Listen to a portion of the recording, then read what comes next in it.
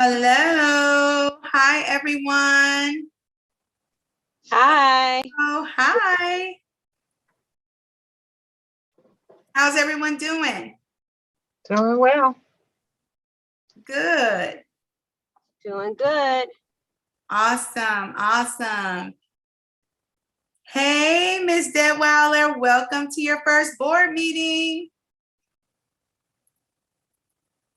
How you doing? Thank you. Good, good. Hi, Ms. Quigley, Sterling, Christina, Jeff, Aaron. What was our lady with the magic mirror in Romper Room? What was her name? Do you remember her name? I see Jeff. Yeah. Aaron. Remember at the end of Romper Room? Yes, yes. Ms. Detweiler, I have to say hello. Nice to meet you virtually. Thank you. Nice to meet you all as well. And welcome, very, very welcome to the board. So happy to have you.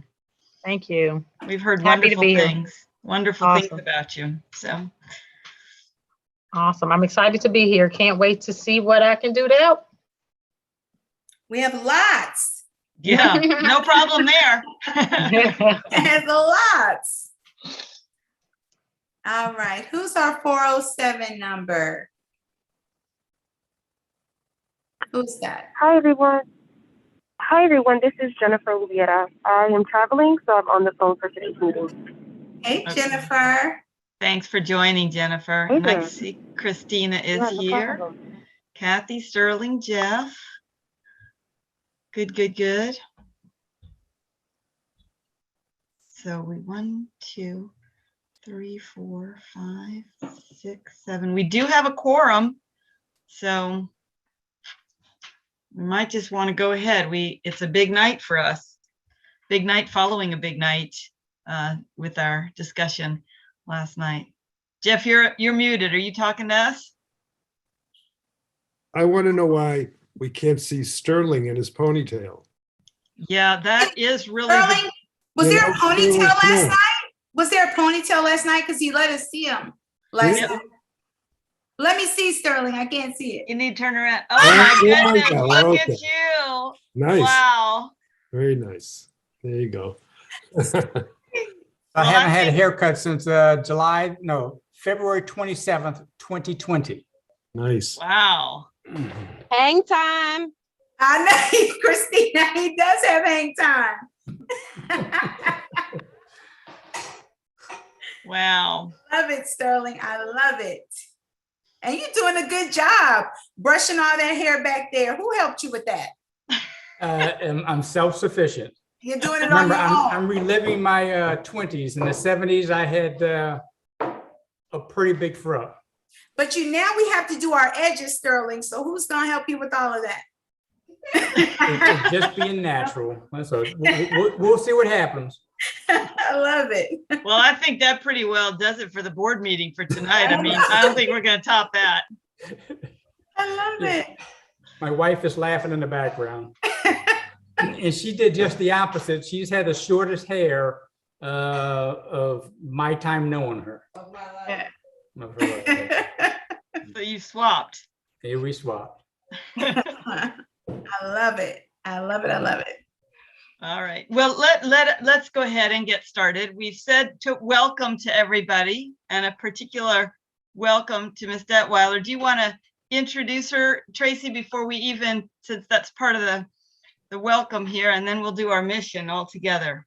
I will. So we are welcoming our second parent trustee, Miss Andrea Detweiler. Let's give a round of applause, snaps and cheers for our second parent trustee. Ms. Detweiler is parent to Lauren Detweiler, who is a 10th grade student in our high school. We are so happy that she has accepted this position. As we all know from Ms. Quigley and then Ms. Beatty, who just transitioned off of the board because her babies are all gone, that the voice of our parent trustees is critical to the overall functioning of the board and the organization. And so with that, Ms. Detweiler has a tremendous amount of experience in the Office of the Inspector General. We're looking forward to leveraging all of that experience here on our board as well. And so with that, I'm just going to punt to Ms. Deadweiler so she can do a quick introduction of herself, and then we can get into the business of today. Okay, so I don't know I don't know what else you might want to know, but I do have, my daughter Lauren is active at Paul. She's a cheerleader. You probably saw her on some of the latest videos that they did for homecoming. So she's actually just getting ready to walk in the door from cheerleading practice now. She was there last year, but of course it was all virtual. I had been asking questions about how to get more active in parent anything. And so when this opportunity came about, I was happy to jump on. So I do have a wealth of experience in the IG community. I am the Assistant Inspector General for Audits at SBA OIG right now. I spent 15 years at Postal OIG, overseeing a number of, you name it, everything at Postal. We did audits of. So right now, of course, we're knee deep in all of the pandemic relief stuff at SBA.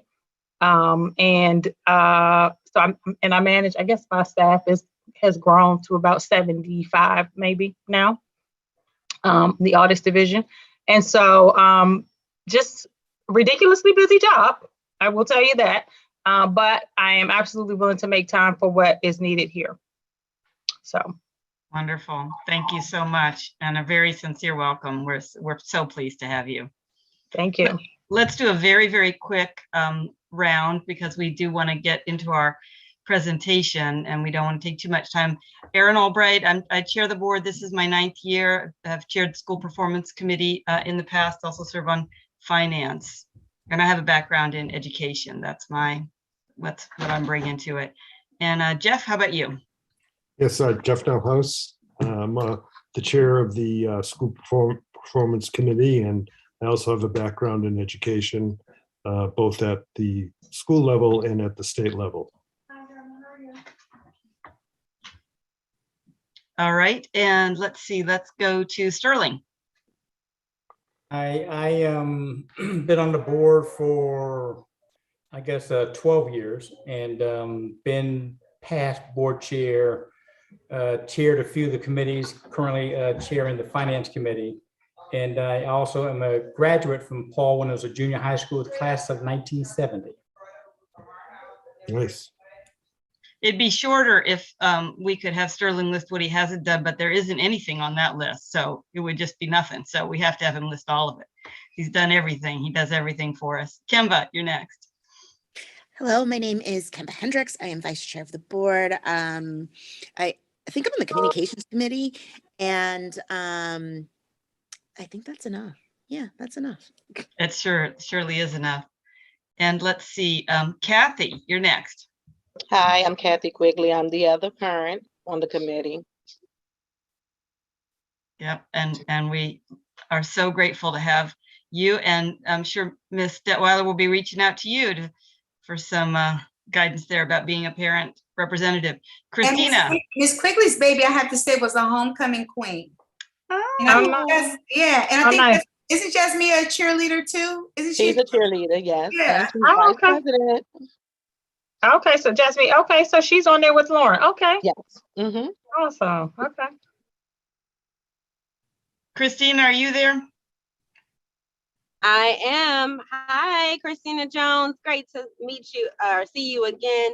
I have been on the board. This is my 3rd year. I'm chair of the governance committee, and I am an attorney policy for nonprofit. Okay, thank you. And going over to, let's do Jennifer, because it looks like Roxana's still joining. Hi, everyone. Sorry I'm late. No problem. Jennifer, are you there? You want to introduce yourself? Yes, I'm here. Hi there. I'm Jennifer Rubiera. I just joined the board this year. I sit on the school performance committee, and I am a youth rights attorney focusing on policy here in DC. Nice to meet you. Sorry I couldn't see you tonight, but looking forward to it. Roxana, we're just introducing ourselves to Ms. Detweiler, our new parent representative on the board, newest board member. Do you just want to introduce yourself real quickly? Sure. Hi, Ms. Stepweiler. I've heard really good things about you. We're excited to have you on the board. I myself am relatively new, having joined the board earlier this year, although I don't remember when because time flies nowadays. But all that being said, a very warm welcome, and I hope you enjoy your time with us. Thanks, everybody. And then let's just go straight. So that was our welcome. That's a long welcome, much longer than we normally do, but we haven't set our mission yet. So let's recite our mission. It's in your board book. Everybody has it. You ready? All right. The mission of Paul is to educate our students and to develop in them the capacity to be responsible citizens, independent thinkers, and leaders. And that's why we're all here. Okay. I needed a motion to approve the September minutes, please. I hope you've had a chance to review those in your board book. Any amendments, or can I have a motion to approve? So moved to approve. Thank you, Jeff. And a second? I second. Okay, an Opens Meeting Act means we got to go around. So I vote yes. Jeff moved, so I'm assuming that's a yes. Yes. And then Andrea, I don't know if you want to vote because you, I don't know if you had a chance to look I at the haven't reviewed them. Yes, no, I haven't had a chance to review them. Okay, Sterling seconded, so I'm assuming that's a yes. Kemba? Yes. Okay, and Kathy? Yes. Christina? Yes. Roxana? I also haven't had a chance to review, so I'll abstain. Okay, and Jennifer? Yes. Okay, terrific. Thank you, everybody. So now we move on to our CEO report. And so over to you, Tracy.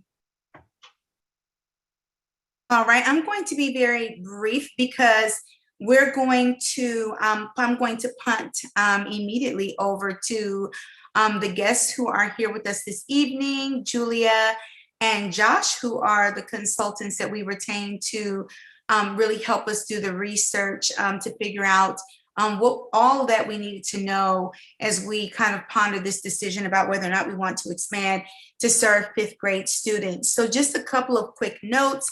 The first one is that we're launching a 21-year celebration in honor of the students who have attended Paul and the actually just the work of Cecil Middleton. And we're calling it 21 Years of Legacy. And we started that kind of kickoff this Friday with our homecoming celebration. This week is homecoming week, but we're in the process of developing a calendar of events that will last all year long to really commemorate 21 years of being in existence. The pandemic kind of upended us having like a real deep 20-year celebration. And so we wanted to do some thinking about what 21 years could look like. So as we pull together that schedule and calendar of events, we will be sharing it with board members in the hopes that you all will have the opportunity to come out and participate. On Friday, again, we launched our homecoming celebration. We had our homecoming game. The children marched up 8th Street, which was really fun, stopped traffic, which may not have been fun for community members, but they were very civil. And we also had Councilwoman George, who came out and read a resolution, gave us a resolution kind of commemorating this 21 years of existing as a public charter school. And so just, you know, keeping that on you all's radar because the invites will be coming. We've concluded our first round of interim testing. Jeff, in his wonderful psychometric mind, worked with us in EdOps to commission some research that we did at the beginning of this year to help us get better cut scores, to help us do some predictive work around, you know, how well our students were progressing towards, you know, reaching the 3 or 4 or 5 on PARCC. And so as we analyze this data, which will happen starting on Friday, we will then share that back with the school performance committee and keep you all in the loop. Wanted to just flag this last 2 more pieces. Our attendance rates have been significantly impacted and they are very different from what they have looked like traditionally in other years. We've never had attendance rates that were lower than 91, 92%, both in our middle school and our high school. For the last couple of weeks, we've been battling attendance rates that were at 88 and 89%. Those are the lowest rates we've ever seen. And they are connected to the responsible choice that many parents are making when their students demonstrate any type of symptom related to COVID. Parents are doing exactly what we want them to do, which is they're keeping their students at home until they get a negative COVID test. Unfortunately, OSCE attendance policy has not caught up with that responsible decisioning, and schools are penalized when those students do not report, because there are only two reasons why students are able to access virtual instruction, which then allows them to be marked present. One of those reasons is because they either have COVID, or the second reason is they've been exposed as a close contact to someone who has COVID and are therefore quarantining. In those cases, they can be virtual students and they can be marked present for each day that they log in for virtual instruction. And so just the decision, because students demonstrate a symptom of COVID, does not give them that access and therefore does not allow them to be counted in our in-seat attendance rate. And so we're doing some work on that now, but I did flag that for SBC and also wanted to flag that for the board. And then the last piece is that the AALE, two more pieces. The AALE reaccreditation process has gone to their board, and we are awaiting, next steps from them, which should happen sometime in the month of November.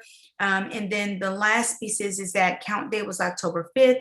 We certified at 732 students, hooray, which is 12 students over our budgeted student enrollment number of 720 students. So feeling really good about that. With that said, are there any questions that anyone has?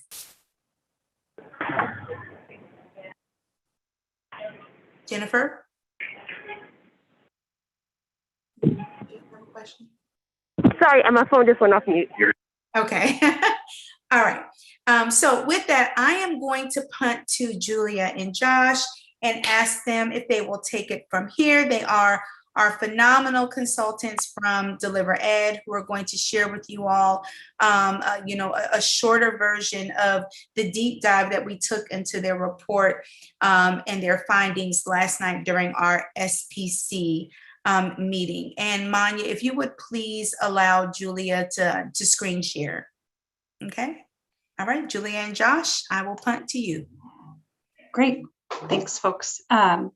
Well, I know several of you all were in the conversation yesterday evening with the SPC, but I know the group wanted to bring our findings to the full board, have you all spend some time with them, kind of sit with them as you think about this decision and more of a formal vote going into the November meeting. So I'm Julia Linfors with Deliver Ed, and together with Josh, who's also on the line from Empower K-12, we had the pleasure of working with Dr. Wright and other members of the leadership team to conduct a capacity review of sorts of what are the schools' really great strengths, where are the challenges, and how does that fit with this question of whether it is the right move for the school in terms of your goals as an institution, in terms of sustainability, kind of those types of frameworks to become a 5 through 12 school. So this is actually, I did a little bit of editing to this, but we'll fly through some of these. I think, if I am not misspeaking, Dr. Wright, that the board has access to the report and this presentation as well. Is that right? Yeah, the report is in the folder. And okay. If you can, when we finish, if you'll resend that to Manya, Sure. We'll make sure that that's in the folder for today's meeting as well. Yep, okay. Absolutely.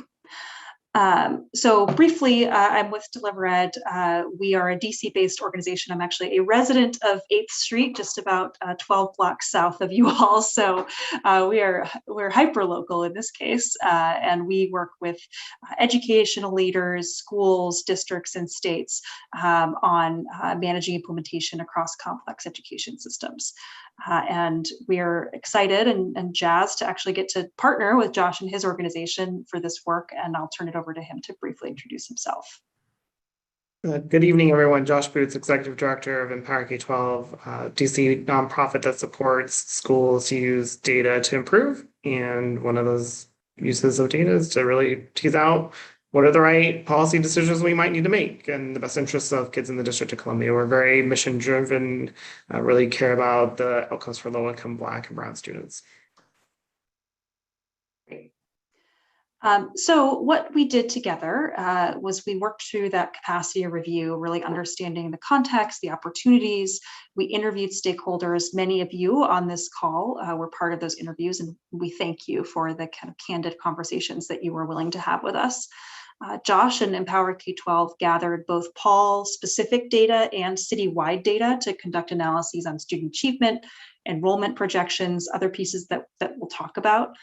We analyzed that data, coded it, synthesized it, and then across these two meetings in October, we're helping you all understand what the findings and guide that conversation a little bit as you go into November. So some of the guiding questions that we had coming into this were, is adding fifth grade the right thing to do for kids, particularly around improving academic outcomes? Are there enough fifth graders who might choose Paul PCS? And I think we'll spend some time on that today. And can we be successful if we do this? Can we be successful academically, culturally, and operationally across the whole organization, not just specifically with fifth grade, right? What does this do for us as an institution? And then aligned with those three guiding questions, there were some assumptions that we started to hear as we had conversations. So we heard a lot of intuition that adding fifth grade will improve student academic success over the course of their career at Paul. The longer students are with Paul, the better they will do over time. And the smaller those gaps will become.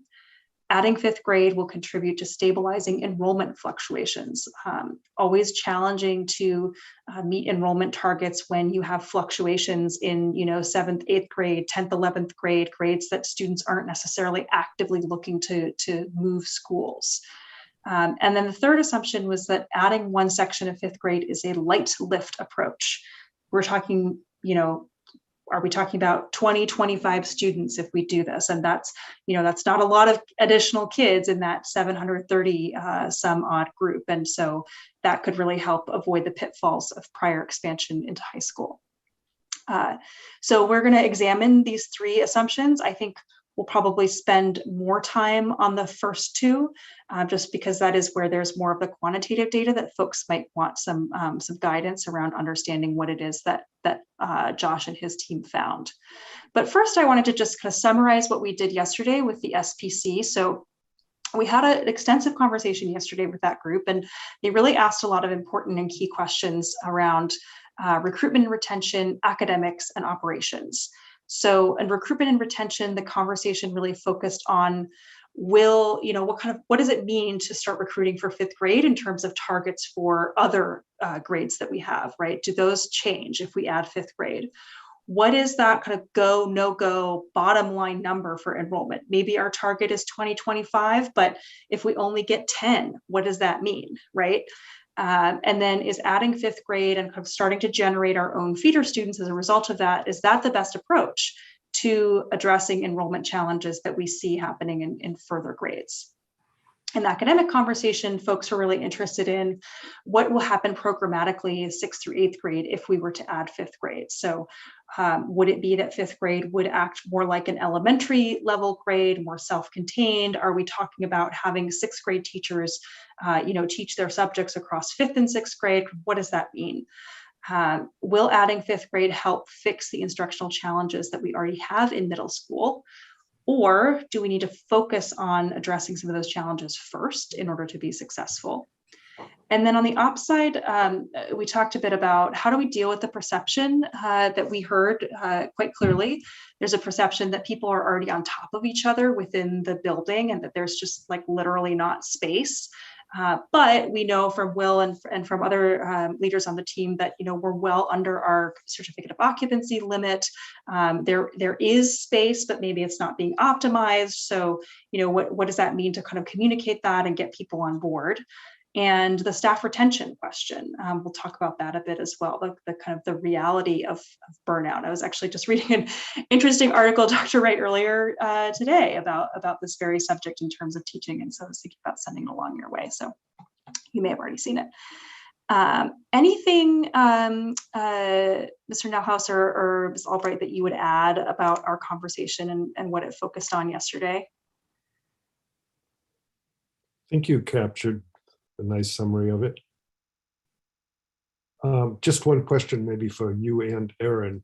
Do you want to do the presentation and then take questions and comments, or would you like people to ask for clarification or ask questions as we go through it? I prefer to ask as we go, because otherwise you might have a question and then by the time you get to the end, you forgot about it, but you still have that, like, I need to know something, right? And I think we will focus, just given that we have less time with this group, we'll focus on making sure that some of the quantitative pieces are really clear. I think some of the explanation that Josh provided yesterday was really critical, and I'd love for everyone to hear some of that. The qualitative data, I hope, is relatively clear, and so we might spend a little bit less time on that piece. And actually, before we move forward, let me check my assumption about our time. So this meeting goes until 7, is that right?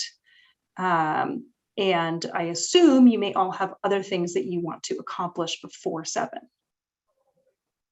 No, Yes. This is basically, I mean, this is the last, this is the only big other thing on the agenda. So we can go all the way to the end. We have we don't have finance slides, and the executive dashboard is there for people to look at. If there were questions, I think people could direct those to Jeff offline. And then we've got the minutes from the other committees. And again, if people have questions, they can direct those to us offline. This is so important. I think we're fine spending the rest of the meeting on this, but thank you for checking. Okay, that works. Well, in that case, let's move into talking a bit about this question of adding 5th grade. Will it improve academic success over the lifetime of a student at Paul? And I will turn it over to Josh to talk a little bit about these numbers and what they mean in practical terms. So we looked at how do students because adding 5th grade would mean that they would be spending an extra year at Paul. How do students that stay longer at Paul and get more of that Paul experience, what is their impact on their achievement? And so this data looks at the universe of students included in these numbers are students who have spent 3 or more years at Paul. And then looking at how did those students do in their first year and in their second year, third year, fourth year, fifth year, and beyond. And what we see is a steady increase in their achievement in both reading and math. And it takes like a couple years in math for that, impact to really start to play out. And then in reading, it's sort of steady right away. And you do see that there's bigger steps the longer that they stay. And so that there is probably some net positive impact. Like if you can get them in 5th grade and get them into the Paul system, that by the time they're in 8th grade, that they will be higher achieving than on average, than the typical 8th grader has been to date. So Josh, just to clarify, these numbers are the median percentile rank on the MAP test? Is that yes.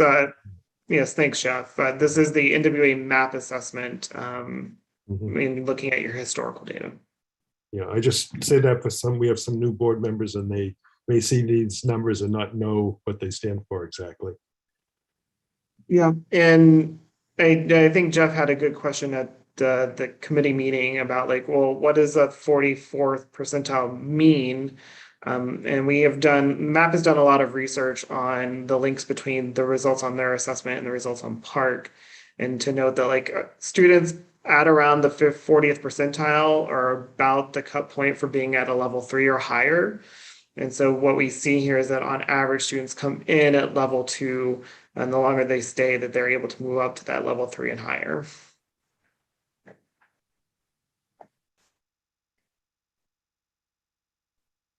And this really aligns with what we heard in the qualitative data is, younger students folks have a perception that they're more likely to be open to adopting the Paul way, both from a kind of cultural, discipline, restorative justice standpoint, and also more responsive to academic interventions, particularly to help get them back on track. for reading and math. And so the sentiment that we heard, and kind of the interest that we heard from leaders and also from teachers and interventionists, was that the earlier the school can get to know and start really meeting the individual needs of the population, the better. Right, that's kind of the top line on what we heard in interviews. And then Josh also did some work around the potential impact of adding 5th grade to your STAR score, the middle school STAR score. So I'll let him talk about this. We looked 4 years down the line. By the time like those first cohort of 5th graders will be 8th graders, and then there will be 7th graders who have been with you since 5th grade, 6th graders since 5th grade, and so on. And really sort of just tease out, because we already know that the longer the students stay, the better they do achievement-wise. We also know that your returning students are generally have higher attendance rates. And then we looked at that impact on growth and sort of modeled out what is like, and then assumed everything else stays the same, that the quality of the educational experience at Paul in 5th grade is similar to the quality of the educational experience that had happened before in 6th through 8th grade on average. So using that just to be like, if we just added 5th grade and everything else stayed the same in terms of like the demographics that you serve and everything else, like what would be the resulting impact on your STAR score for the middle school by the time that you filled out and those 5th graders have become 8th graders for the first time. And we note that there is a moderate impact, an estimated impact of like a net gain of about 8 points. And I think that this was one of the slides that was really important and compelling for us as we went through and looked at the report, because one of the concerns that was, very clearly heard from board members, especially those who were here when we went through the high school expansion, was that we did not want to destabilize either school, right? And we didn't want to see any of the gains that we've made over the last couple of years be, reduced, or see ourselves going, regressing because we were adding a grade, which is a very real thing when you're thinking about expansion. And so this really helped us to kind of contextualize what we could expect, with a lot of things remaining consistent, which is not us, right? Like, we're not about being consistent where we are. We always want to be, progressive and moving forward. So this is one of those slides that I think is really important for us to pay attention to as we go through this decision-making process. Yeah. Could Josh just restate succinctly why why some of these things improve just by adding a 5th grade? It's because of the overtime, like we don't expect every 5th grader to return and remain until 8th grade. So we did, keep constant the re-enrollment rates from historical times. But like, because by the end of the 4th year, you will have more students who are at the school, like the percentage of students who are returners who've been in your system will be much higher. And the fact that you have been able to improve their achievement, a lot of the gains here are on the achievement and attendance side. And that's sort of that moderate impact on the STAR score. I think another good comment that came from the committee meeting yesterday is that the fact that the students that arrive in 6th grade have such a degree of variability of their academic performance when they arrive, right? Your MAP scores, some suggest that like some of those kids are on the 4th grade level in math, or like when they're coming into 6th grade. And so if you're able to get that, like if they're on the 3rd grade level when they come to 5th grade and they're getting that extra Paul bump, that there would be some of that potentially additional sort of like growth support that you'd be able to give to them that we can't really capture in the modeling. Mm-hmm. So is some of this derived from looking at the MAP scores and how the average MAP scores are improving? So you would expect the longer students are staying, so that would somehow translate into what you're seeing here on the STAR chart.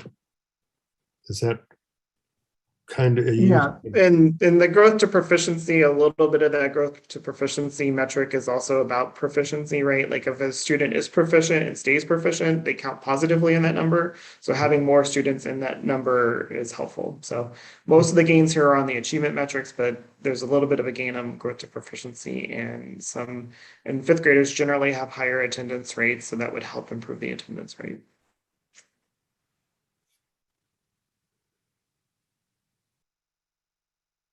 And so you're looking at, is this sort of, I'm trying to, is this a particular content area we're looking at, or is it sort of combined? Oh, I see, you have it. Yeah, English these and math. are all of the metrics. Yeah. I Yeah, these see. are all of the metrics on the STAR framework. Right. And these are at the all student, like, and the STAR framework also has different, like it looks at all these metrics for all students, and then it looks at all of these metrics for just the at-risk students, for just the Black students, for just the students with disabilities. And because those samples were so small, we just looked at the all students level and projected it out there, but we would anticipate that for the other student groups, you would see similar impacts. Right. Okay.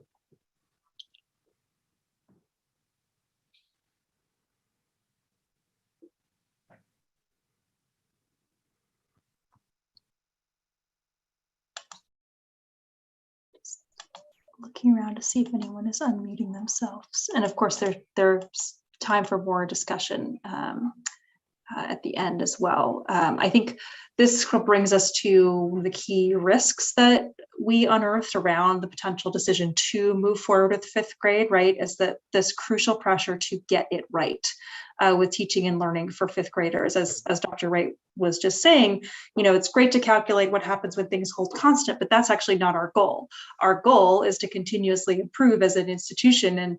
And we heard quite a bit of thinking out loud about the details of the teachers and leaders feel like they really want to be in place. Teaching assignments, bell schedules.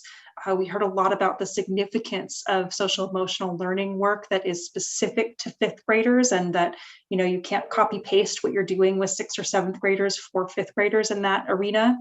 And then we also noticed a difference in how school leadership described some of their risks and concerns about teaching and learning, and how educators and folks closer to the ground, like interventionists, social workers, ELL specialists, described it. So there's a lot of confidence from the leadership team around the curriculum and instruction piece, and being well positioned for that. And there was a lot more wondering, I think, on the teaching side of the house in terms of how are we going to support academic rigor and content that is age appropriate. And so I think this shakes out not so much as a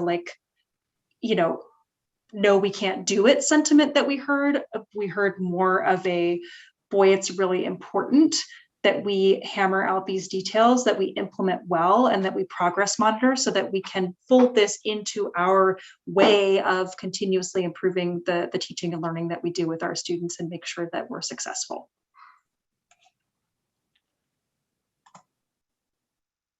So one thing that just occurred to me is, Tracy, and I'm sure you're aware of this, if you add grade 5, you add another Park assessment, because Park is assessed, there's a science assessment at grade 5.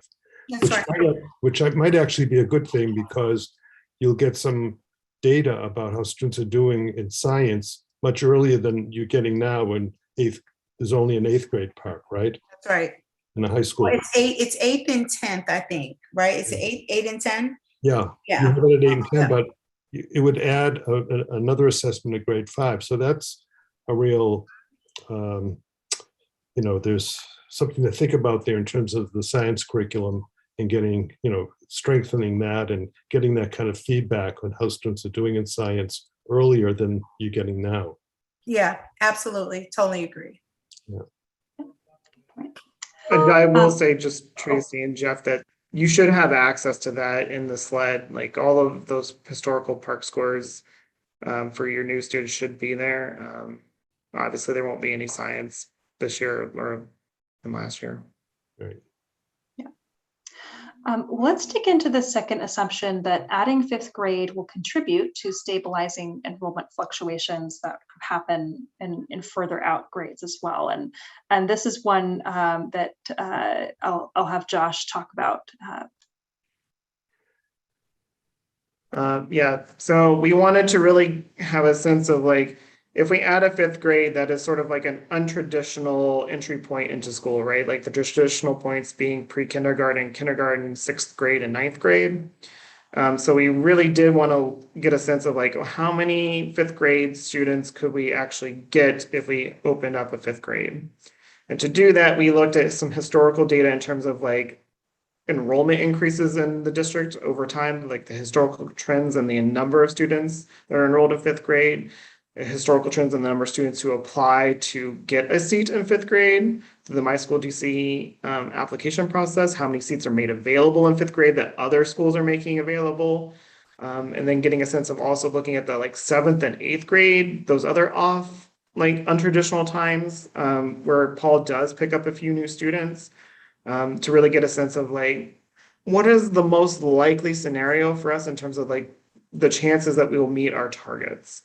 And this was really difficult and really challenging, especially with this past year enrollment declines. This past year, significant drops that the darkest blue bars here on this chart are like the most recent My School DC lottery for this current school year. And you see significant drops in every grade level in terms of the number of students who wanted to move or find a fifth grade seat. And so it's hard to anticipate. We know that there's some early postal service data that showed a net loss of 9,000 residents last year during the pandemic. Are they going to return? Are these temporary moves? It's really hard to tell.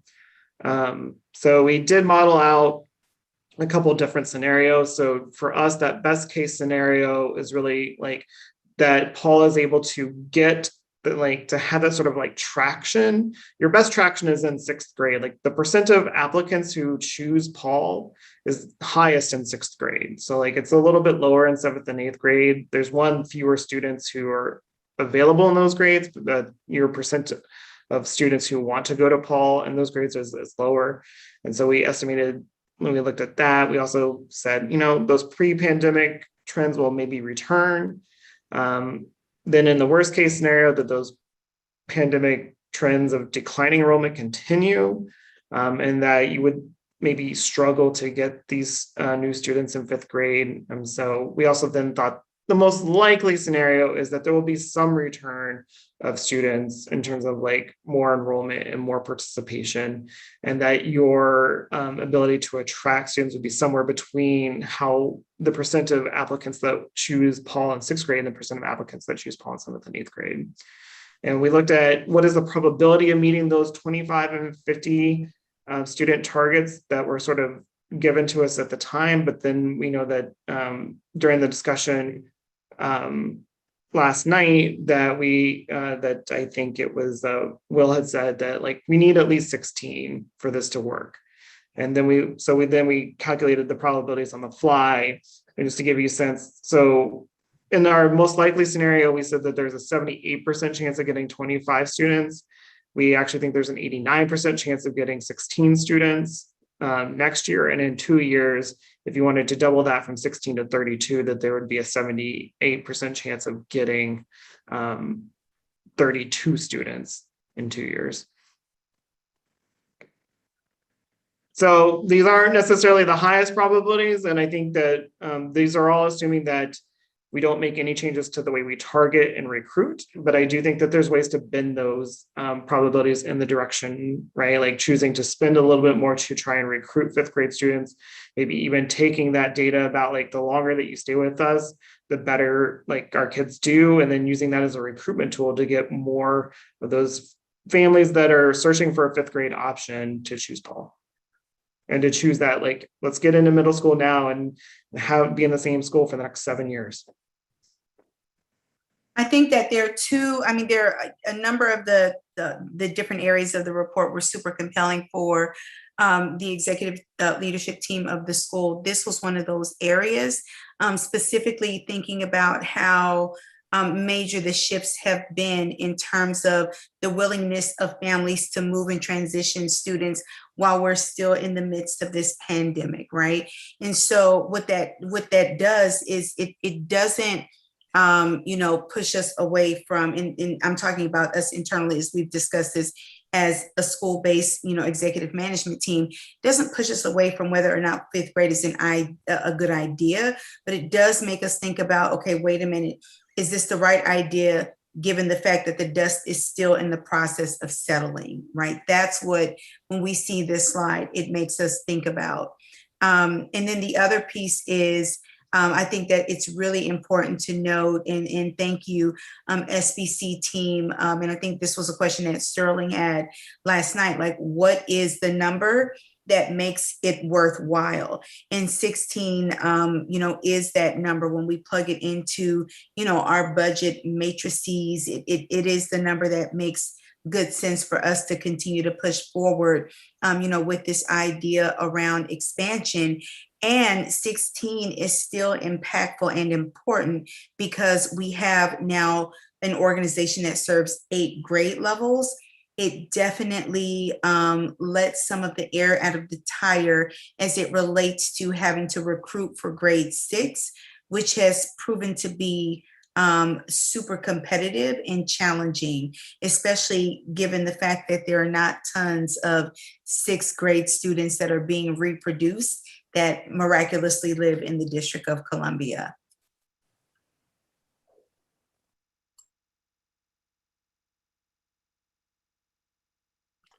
Tracy, in the long term, I mean, in the first year or two, if we were to add a 5th grade, you're looking at anywhere from 16 to 25 students in the first year.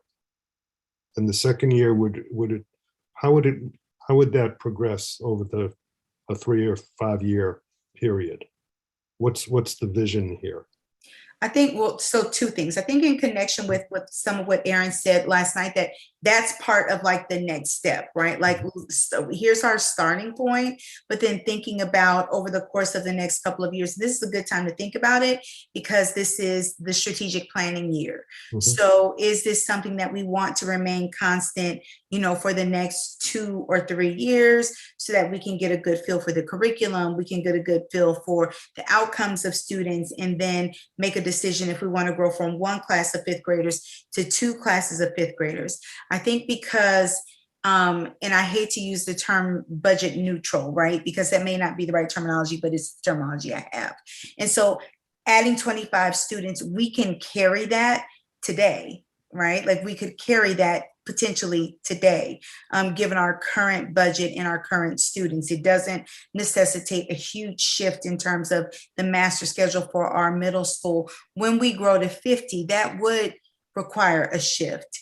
And so, the vision is that we grow this 5th grade in connection to consistent, deep analysis around what makes the most sense for us organizationally to grow this 5th grade. I'd like to see it at 2 classes of 5th grade students, but can't put a number in terms of what year it'll be the right year for us to make that leap, because we need to walk that carefully, especially given the probability of us being able to reach those 50 students, which I think may change over time as we exit out of this kind of reticent period where parents don't want to move their students.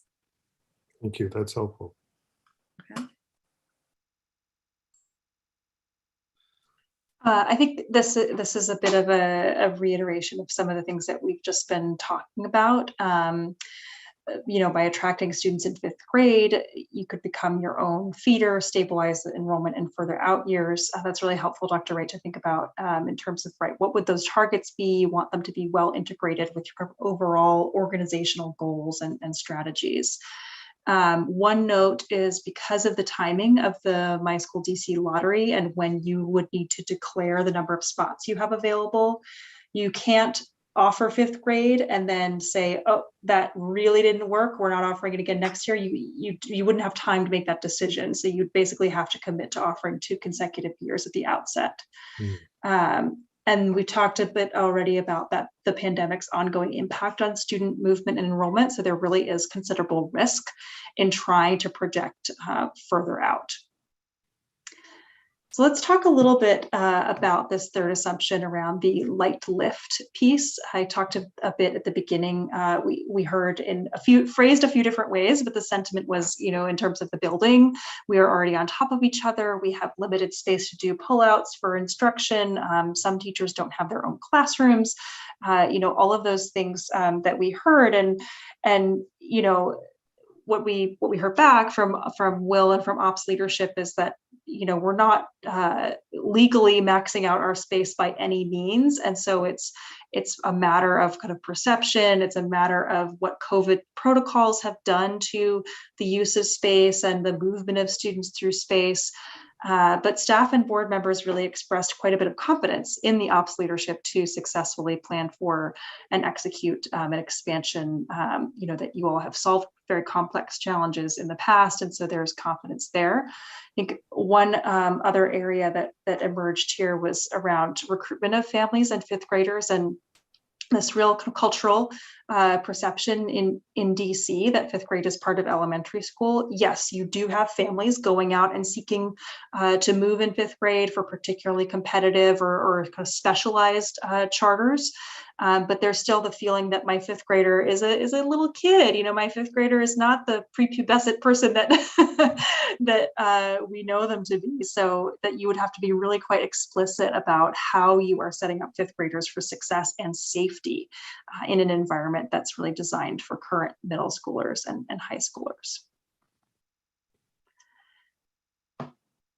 This is also where explicit questions about staffing came up and really emerged as a top concern. And so this echoes a little bit of the, of what we were just talking about in terms of families and family decision-making. The top line really is that Paul leadership needs to deeply consider the reality of pandemic burnout and fatigue for students, families, and particularly teaching staff.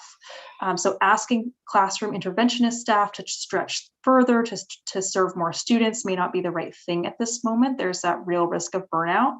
And you would need a teacher who is eager, right? Not just willing to kind of take on this additional role of providing instruction for fifth grade.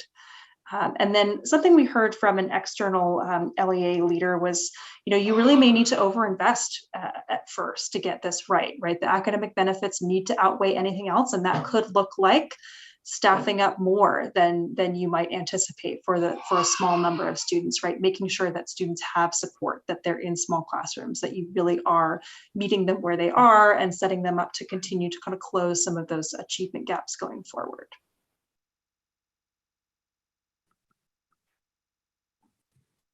I have a quick question. And maybe I missed it. So if you open it up for fifth grade and you don't get the 16 kids, what happens? So, Ms. Detweiler, we would know that pretty early into the recruitment and enrollment season, right? Early enough for us to be able to notify parents and say, you're going to need to make a different decision if we felt like we weren't going to be able to actually, enroll at least minimally at 16 students. By and large, the way that we run student recruitment efforts, by the time, we have tons of data that tell us what we can anticipate in terms of who's fully enrolled, by the end of July, versus, who's going to be enrolled by the second week in August versus the end of August. We would have enough data to be able to notify parents that this enrollment cycle is looking like it's moving along at a snail's pace, right? So we would be able to notify families and say, this may not be able to happen in this current school year. But again, that would require a certain level of discussion because it's such a small group of students, and depending upon the model that we choose for serving the students in year one versus year two, what I mean by that is, do we start off self-contained and then transition into full middle school model where the students rotate? Those decisions are the decisions that we make as we start to build out the model. It's possible we could still carry a class of, 12 to 13 fifth grade students, even if it came under the 16, because it's such a small group and wouldn't require initially such huge shifts in terms of staffing configuration. Okay. Tracy, that was a really, really good question. And what is the earliest time at which you get data on parents who are selecting Paul? Span, I'm going to put you because Yeah, so for middle school, enrollment season usually opens around April 1st, beginning of April. Uh-huh. And after the enrollment period, we usually begin getting data towards the end of April as far as those who have been matched with us. Okay. And so we're talking about late April, early May, getting an understanding of who's matched, which is separate from who is enrolled. Yeah. And so usually what I would envision is if we make the decision to move forward with this, we take a quick scan of who is matched and see how wide that pool and net is to compare that against our data regarding what subset of parents we usually get from the wide net that's cast based upon how many are matched. And then we would need to carefully set a proactive deadline for potential 5th grade parents and families and make a decision within that May window, definitely not later than June 1st. And give the parents a tight timeline to enroll this very special, exciting opportunity. And that will be able to give us enough data to say, do we have enough at the minimal threshold to move forward? Or do we only have a net of 30 and we've only gotten 2 with our best efforts and we need to have individual conversations? So really you'll get some information late spring or summer. Correct. Okay. And so does that give the parent enough time? So that parent that's going to get enough, just worst case scenario, we don't get enough kids. And the parent has to be notified that you were selected for Paul, but we're not doing 5th grade now. You have to make a different choice. Where does that? Yeah, that's a very good point. And that's why I'm recommending if we do go in this direction, that different from other grade levels in which parents have until July, August, September to enroll, we set a very tight window and we communicate that up front to parents that we will let you know by this date regarding actually being accepted and moving on. And of course, this is all hypothetical if we decide to go in that direction, but you're bringing up a very good point as far as from the parent's perspective. We don't want any parent to be in a situation where they've matched, they really want to come to Paul and they find out in late June, July, August, oops, we're not having it. Yeah. So we would definitely make sure we would have a proactive, a very tight timeline for that unique grade. Yeah. Roxana has her hand up. Yeah, I was gonna say, I see Roxanne. Thanks. I wanted to ask about this first bullet concerning fatigue of educators or educator fatigue, and was just wondering if, as part of this effort, you all have looked at current attrition rates or the number of teachers that have left Paul within the last 12 months. Can you talk to us a little bit about that if that was part of your assessment or part of what you evaluated? So Yeah, go ahead, Dr. Wright. I was just gonna say, we did not look at that data as part of this, but I believe Dr. Wright has it. She was speaking about it last night too. yeah, this is definitely, Roxana, in addition to looking at the slide that Josh presented to us that looked at the application numbers across the city for the different grade levels to include grade 5, I would say this was also one of those critical points that came out of this research that is really important for us not to just consider, is 5th grade a good idea? Because it can be a good idea, but timing is crucial. And what this says is that, people are tired, right? And is this the right moment to layer on what will be a lift, even though we will staff up for that lift? What this does is it makes us think about, okay, what is the capacity that current staff has to be able to even just cognitively understand the shift and the change in direction that we have to have. Paul has enjoyed really low attrition rates for the last couple of years. We had a low attrition rate coming into the summer. As we've gone into the school year, particularly at our high school level, we have had staff that has transitioned out for different reasons, whether it's location, whether it's more flexibility, whether it's career change. I shared last night that we have a middle school Spanish teacher who made the decision that she wants to transition into a career of being a midwife. And so this is most definitely something that we're looking at internally as we think about, should the board vote to allow us to do this expansion work, what makes the most sense in terms of timing?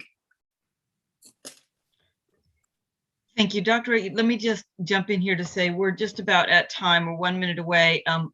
Julia, are you and Josh, are you available to stay a few more minutes for us to carry on a bit longer, or do you need to jump off right now?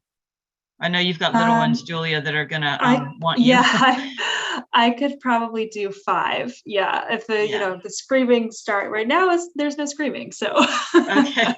Okay. Yeah, Well, yeah. let's try to go ahead and wind it up then, and then we can.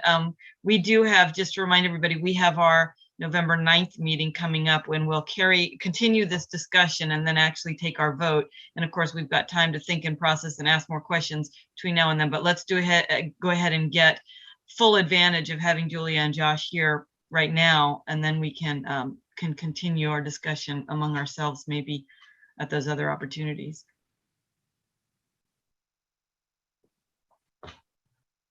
So Julie, are we on, we had more slides, or we're on the, yeah, there we go. That's Great. it in terms of summarizing kind of the key points of the report. I know folks have the report, so if there are things that we did not talk about that you were thinking would come up or that you wanted to talk about, let's do that. I did want to make one point to just to your point here on about the staffing up, to make sure that the full board is aware. We are in a financial position. That's one of the reasons why we went ahead with this study now. We are in a financial position where we can staff up. We can overstaff if that's what we choose to do. So we have flexibility to do things now that we didn't have a few years ago. We've worked hard to get to that point. And, you know, Sterling, of course, can answer specifics if you have any specific questions, but just to make sure people are aware of that. This is not a sort of, we have to scrimp and do it, you know, with the least possible cost or that kind of thing. In the past, we definitely have been in that place before, but that's not where we are now, fortunately. So just to direct your attention back to, so Julia and Josh are here. This is our last chance to ask them questions. I want to thank them. You've done such a fantastic job making it really clear for us, I think, in answering our questions and helping us to think through this. But are there questions for them before they jump off?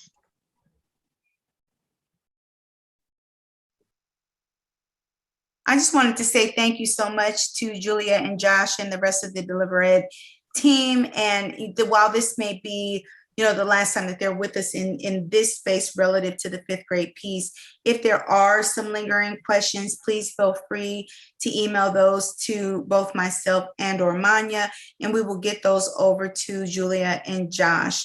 They've been awesome, really great that they were DC based, so that they were able to kind of have an in to help us get through this really critical work. So thank you so much both to both of you and to the rest of the team. Thank you. You're very welcome. We appreciate all the work that Paul does, and even the partnership that you guys have had with us in other ways to lend your data to our learning loss study that will be coming out in the next couple of weeks is really important stuff, and we appreciate that partnership. Thank you, everyone. Appreciate the opportunity. Thanks, Josh. Thank you. Thank you. All right, so we'll let Julia go, and then if everybody else can just stay on for one more minute so we can kind of wind up here. So first to say, in terms of this, just to reiterate, the plan at this point is that we have between now and November 8th for everybody to give this a lot of thought. And what happens on November 8th is the school performance committee will meet, and they will meet at 5 o'clock and make a recommendation. That recommendation is to the executive committee, which meets at 6 o'clock on November 8th. And then the full board will meet on November 9th. Our meeting is moved up out of Thanksgiving week, but moved to Tuesday, November 9th. And that's when we'll have the rest of our discussion and we'll vote. And I'll tell you, this is a really important decision for us. And they didn't make it easy. It's not clear cut. I would say they reiterated even more strongly, or they articulated even more strongly last night that our leadership certainly has the capacity, and our staff believes that they have the capacity to figure it out. We have the finances for it. The numbers show us that, 89% chance of doing, as you were saying, the budget neutral thing of the 16 students. I think one of the things that's you're going to have to come back to us on the 8th and 9th that we need probably to understand better, Dr. Wright, is where is the staff with this? Because it might be that we can do it, but there's the other question of like, do we want to do this? I mean, in the sense of like, can people just do one more thing, one more big hard thing? And we don't know that. You all are the ones in the building, and you're going to have to give us some sense, because we have a lot, I think we all have a lot of confidence in you. And we saw the benefits to the students. We saw that was one of our questions. Would we have the academic improvement? Yeah, we'd have some. Can we afford it? Yes, we can. Can we get the students? Well, in all likelihood, we can. But holy cow, we got a lot going on right now. And is this something we can do from just the perspective of like how big a lift it is? So, I would appreciate it if you can kind of give us some perspective on that. But before we go, I will certainly, you can speak to that tonight. But Sterling, I'm going to put you on the spot, if you don't mind. You're the only one who was here when we did the high school expansion, only one who was on the board when we did the high school expansion, and you voted no. Which you've reminded us of every time we've stumbled. Every time it's been hard, you said, I told you so, in the nicest way possible. None of the rest of us were involved with that vote, only Sterling. So Sterling, I just want to let you have a chance to say something right now that maybe you have the perspective the rest of us can't have on this. Sure. Last time, it was, to me, it was a no-brainer decision to say no, particularly because we had a good middle school model that we're trying to perfect, and we're tier 1 at the time, whatever the equivalent was. And part of the challenge was that we had to create a curriculum. We had a multi-million-dollar construction project. They were building a new building. We were renovating the existing building. And there was a lot of commitment of dollar resources, people resources, thought resources that needed to make it work. And that's where made the risk higher. And I was one of 2 board members that voted no. In this scenario, Dr. Wright and I probably talked about this when we were very early in the process, and I've encouraged her from the very beginning to, let's seriously think about it, let's do it. And some of it had to do with the fact that my exposure with the charters is that the history of charter has a higher success rate the longer the student spends with your program. So if we can get kids early in the program, we can indoctrinate them, develop the Paul way, and you have better outcomes. And the further, the sooner you can get that, the better that outcome. So that was my initial reaction to her when she mentioned to me that made a lot of sense. In listening to the report yesterday, didn't hear anything that scared me away. There are some things that we need to make some decisions about. And I think that in this scenario, we're not talking about spending $10 million on a construction project. To use Dr. Wright's term, is a budget neutral type of response. So based on a per pupil calculation, we'll have a certain bucket of money, and that's what we use to develop the program. As Aaron, you mentioned last night, we do have financial resources to expand beyond that of what we need to do to make it done right. That's really important that I think part of the report was that maybe we need to overstaff or overcompensate to make sure we do have the success in doing that. But all that to say is those are programming things and limited resources, people things that you can easily pull back that doesn't require millions of dollars, construction crew, lesson plans, and high school is a big thing. It was just a big beast. This is, to use the term of the presenters today, is a lighter lift. And I think that the main driver of the statistic that was on this point was this 8-point bump in academic performance. So as long as we get kids early in the process, there is some historical data, not just from Paul, but other institutions and other LEAs that shows that that longevity does move the needle. And from that perspective, I think that it'll be very beneficial. And I do think that as we think about this going forward, we as a board need to think about governance versus operations. As the operations, we can have 2 cents we can put into it, but Dr. Wright and team need to make sure they deliver on that. But from a board perspective, I think we need to create some go, no go gates along the way. So for example, looking at my role on the finance committee, one of those is, do we meet the budget neutral thing based on the per pupil allocation? Yes or no? And then we make that decision that, okay, we need another 10 grand, 50 grand, 100 grand to do that. And we'll make an investment decision based on that go, no go.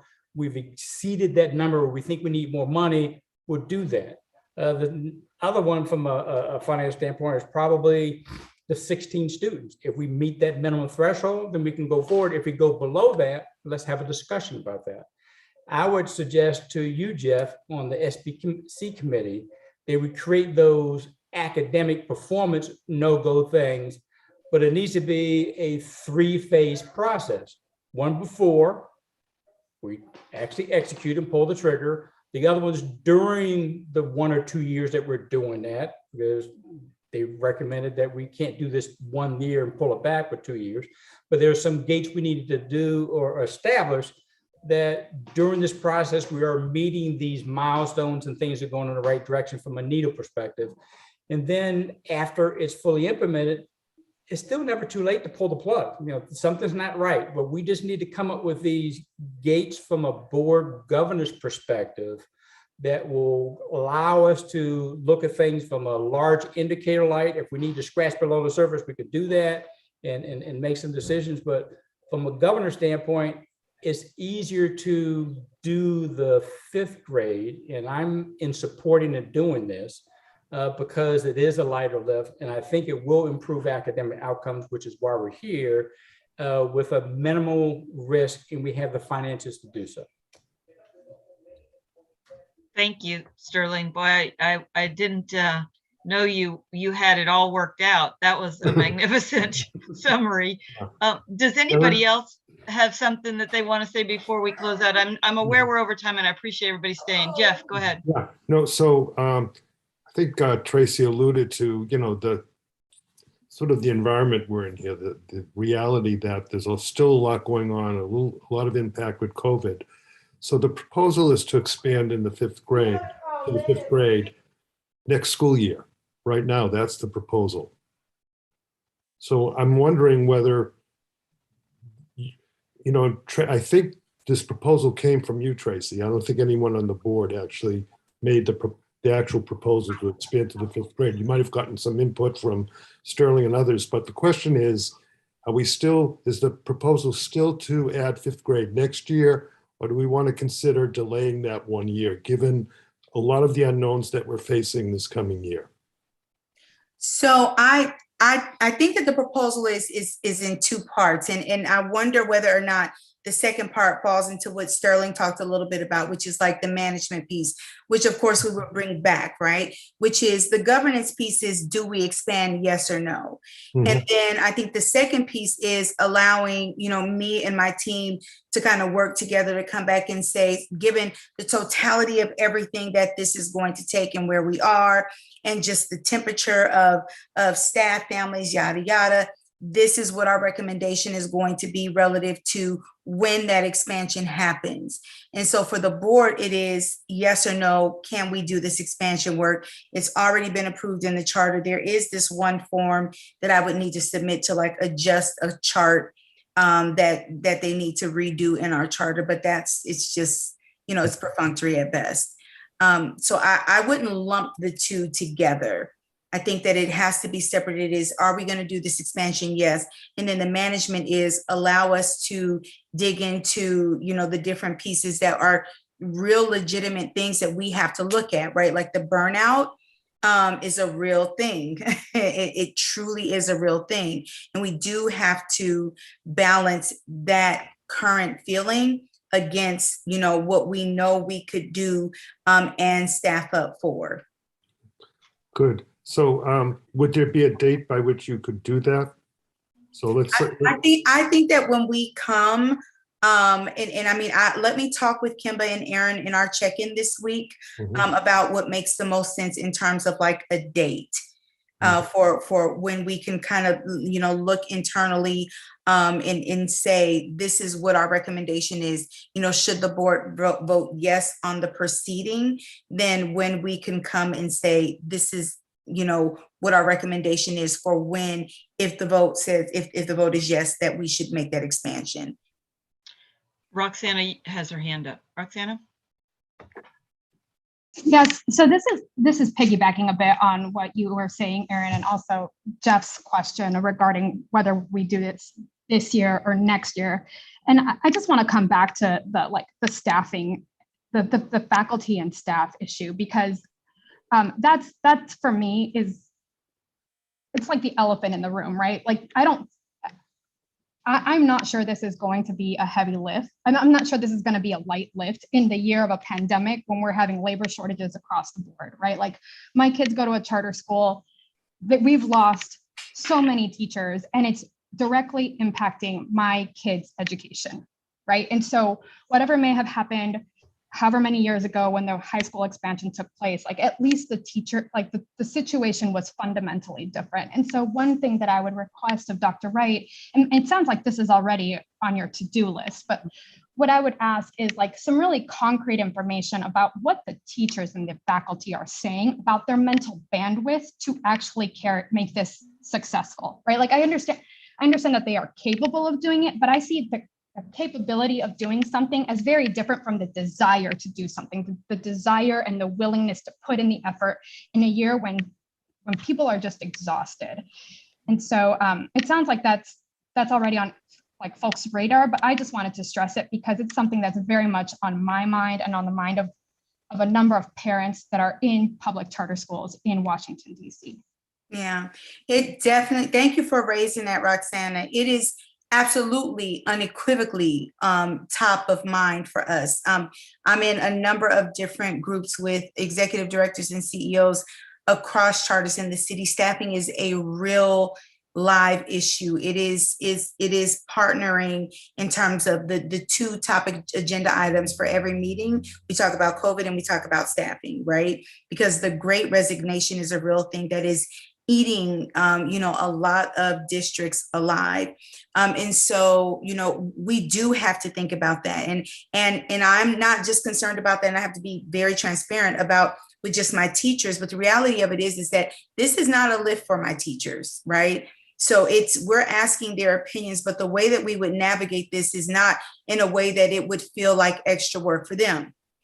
Because we can't do that. Like even in a normal year, this would not equal extra work for my current teaching staff. It does equal extra work for my executive team. It does equal extra work for my instructional coaches. Like it does equal work for extra work for a lot of the people who are not necessarily classroom based. And so, we are shielding, all of us actually are doing, Herculean work to kind of shield our teachers from any extra duties and responsibilities. But I'm also keenly aware that they are not the only people within the organization that we desperately need, that we have to make sure that they have the bandwidth for this type of lift. So I would say that is, again, Roxana, thank you for raising that. That is absolutely top of mind for us. Yeah, that's a really good clarification, Dr. Wright.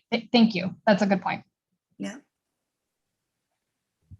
All right, I do want to, I'm very mindful of the time, and I want to let especially our school leaders go, but all of us, we've gone over, but I don't want to cut anybody off either. Is there anybody else who wanted to have a last opportunity to speak? I just want to say thank you to the board for allowing us to go through this exercise. It was very important. It was very meaningful. We've been meeting with Deliver Ed like every single week. Will is still here. I think we've been meeting with them every single week since like August, whenever the board gave us the green light. And they were able to make inroads and get access to different data sets that we never would have been able to do on our own. And what we really wanted most was the opportunity to kind of dig in to figure out, whether or not this was going to be a good direction for the organization. And we definitely did not have the bandwidth nor the access to do all the digging necessary so that we can make a good decision, for our organization and our students. So thank you all for that vote that allowed us to even go down this path. Well, and I think it has paid off. It was a very good decision, for you that you made to hire them, and a great choice. So, because I'm certainly very pleased with the presentation tonight and last night. I think they've really delivered for what we needed. So just to remind everybody, so if there are questions that come to your mind as you ponder this, then Tracy, did I hear you want them sent to you or Manya? Me and Manya. Yep. And we'll Manya. Over. Mm-hmm. Okay, and then you can compile those and provide the answers to us.